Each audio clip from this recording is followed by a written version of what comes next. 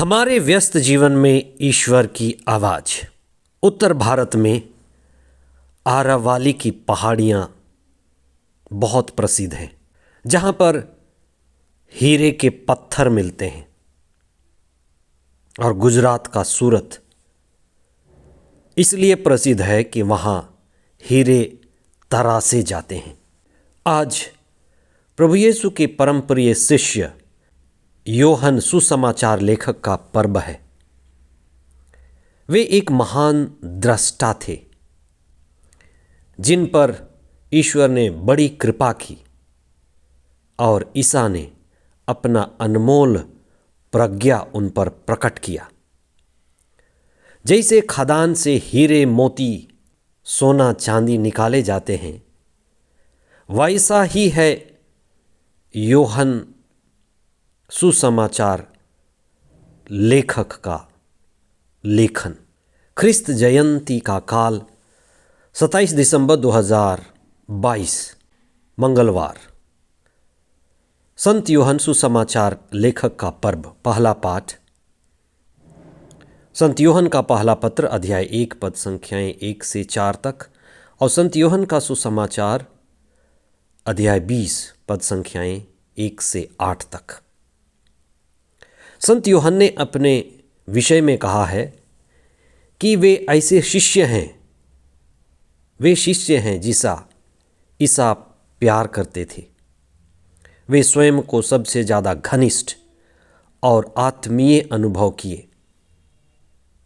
याकूब और योहन दोनों भाइयों में बड़ी महत्वाकांक्षा थी कि वे ईसा के एक दाएं और एक बाएं बैठना चाहते थे। वे अपनी माता जबेदी से सिफारिश भी कराना चाहते थे। उनके बड़े और प्रसिद्ध होने की इच्छा को, अरमान को ईसा ने नहीं दबाया, लेकिन उन इच्छाओं को ईसा ने शुद्ध किया। उस अहंकार की भावना और इच्छा को ईसा ने सेवा और प्रेम में बदल दिया। त्याग, तपस्या, आत्म बलिदान, सेवा तथा समर्पण के मार्ग में चलकर ये दोनों भाई जीवन को उत्तम और श्रेष्ठ बनाने के राह पर चलते गए। ईसा के अनंत प्रेम के मार्ग में यानी क्रूस के मार्ग में ईश्वर तक पहुंचने का मार्ग, प्रेम का मार्ग, उसी पर वे चलते रहे। संत योहन ने अपनी सारी महत्वाकांक्षा प्रभु को समर्पित किया और ईश्वर के प्रेम में लीन हो गए। योहन ने अपने ईश्वरीय अनुभव से हम सभी को धनी बनाया है। वह कहता है, किसी ने ईश्वर को नहीं देखा, केवल उसी ने जो पिता के दाहिने विद्यमान था।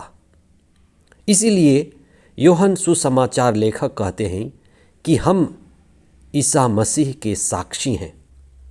हमने ईश्वर को अपनी ही आँखों से देखा है, अपनी ही आँखों से, नज़रों से देखा है और ईसा की नज़रें हमारी नज़र हो गई हैं। अपने ही हाथों से हमने उनका स्पर्श किया है और उनके साथ रहकर हमारा आनंद परिपूर्ण हो गया है। जो आनंद हमें मिला है वही हम दूसरों को बांटना चाहते हैं। हम किसी को वही चीज़ दे सकते हैं जो हमारे पास है। हम दूसरों को वह नहीं दे सकते जो हमारे पास नहीं है। इसलिए योहन जो प्रेम से भरे थे, प्रेम से पूर्ण थे, हमें प्रेम का मार्ग सिखाते हैं और प्रेम हमें सीखना पड़ता है। वे पहल योहन बपतिस्ता के शिष्य थे। योहन बपतिस्ता ने उन्हें ईसा के पीछे भेजा था। वे प्रभु ईसा के जीवन में घटने वाली सभी प्रमुख घटनाओं में उपस्थित थे। जैसे जैरुस की बेटी के चंगाई के समय वे वहाँ थे।